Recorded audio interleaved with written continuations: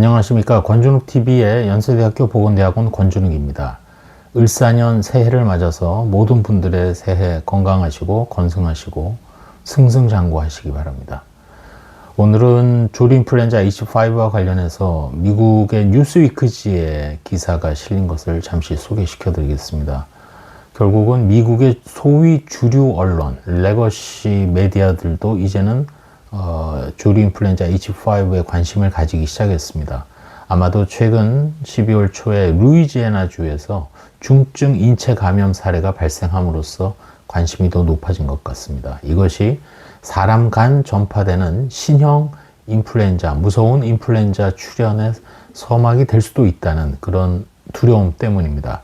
이 뉴스위크지의 기사 제목에 레드 플래그라는 단어가 등장했습니다. 즉 제목 자체는 Bird Flu Update. CDC says it's searching for these pandemic red flags.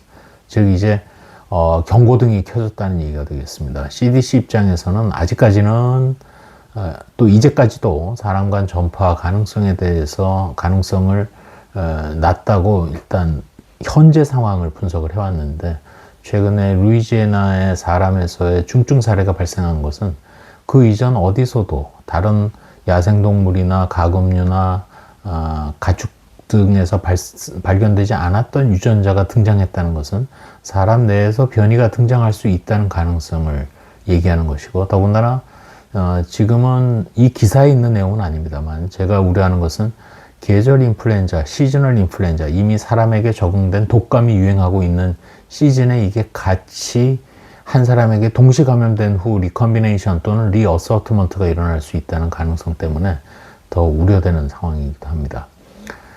또 이 뉴스위크지 기사를 보게 되면 미국의 과거 전문가들, 고틀리브 같은 전 FDA 국장, 또 백악관에서 코비드-19을 담당했던 사람들의 멘트도 실렸는데, 그 멘트를 보게 되면 매우 우려하고 또 공격하는 그런 멘트들이 나와 있습니다. 예를 들어서 백악관에서 코로나19에 대한 코디네이터로 일을 했던 데보라 브릭 벅스라는 여성 의사를 혹시 기억하실지 모르겠습니다만, 그 사람은 뭐라고 얘기했냐, CDC가 코로나19의 교훈으로부터 배우지 못했다라는 그런 제목으로 글이 실렸습니다.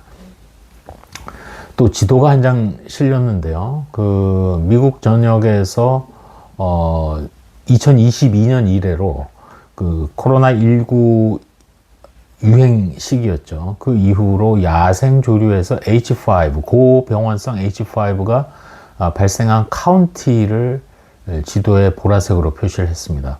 거의 미국 전역이 덮여 있습니다. 표시가 안 된 지역은 인구가 부족하니까 그 지역에서 조사를 안 했을 수도 있고요. 발생해도 모르겠죠. 전체적으로 캘리포니아나 플로리다나 뉴욕주라든지 등등등 인구가 많은 지역에 다 야생조류들에서 발생을 했습니다. 전파 경로가, 조류인플루엔자 전파 경로는 이런 야생조류에서 사람으로 직접 오는 경우는 거의 없습니다. 주로는 와일드 버드가 이제 계절에 따라서 이제 쭉 비행을 하다가 분변이라든지 또 오랜 거리를 철새들이 나르려면 목이 마를 수 있거든요. 그럴 때는 포울트리, 집에서 키우는 뒷마당에 있는 닭장이라든지 또는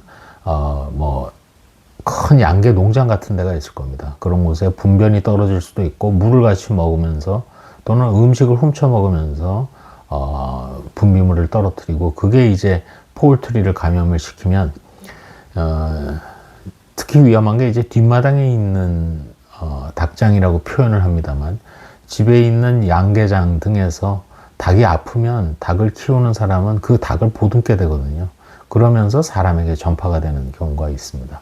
또 가축에게도 문제가 생기면 가축을 돌보는 가축 사육사라든지 농장 종사자에게서 감염이 되어서 또 사람에게 넘어올 수 있고, 또 이들로부터 애완용 동물에게도 감염이 되는 게 알려져 있으니까, 예를 들어서 고양이에게 감염이 되면 애완용 고양이가 걸리게 되고 그 고양이를 통해서도 사람에게 올 수도 있는 겁니다.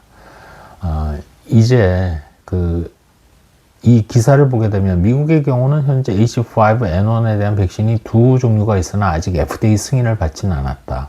또 현재 mRNA 플랫폼에 의한 백신을 동물 실험을 하는 등 개발 중에 있다. 그렇지만 아직까지 고위험군을 대상으로 해서 이 백신을 이미 가지고 있는 H5N1을 신속하게 허가하여서 접종할 계획을 가지고 있지는 않다. 이걸로 이제 기사를 마무리하고 있습니다.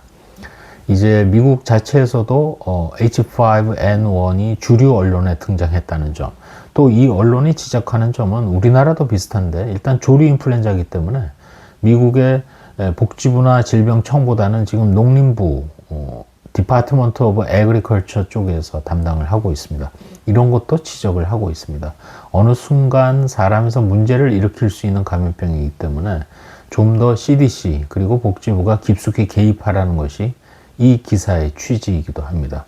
이런 모든 것들을 우리가 염두에 두어야 하겠습니다. 항상 깨어 있어야 되고 최악의 경우를 상정해야 되고, 이거는 제가 감염병 X라는 책에서 썼습니다만 국내 코비드 19에서 배운 교훈은 저는 글로벌하게도 적용이 되어야 한다고 봅니다. 똑같이 WHO에도 적용이 되고, 특히 큰 나라일수록 미국, 중국, 러시아 등 국토가 많고, 따라서 야생 철새나 여러 가지 야생 동물로부터 인수공통 감염병이 유래가 되어서 전파될 확률이 높은 나라들일수록 먼저 정신을 차려라 하는 것이 저의 주장이기도 합니다. 감사합니다.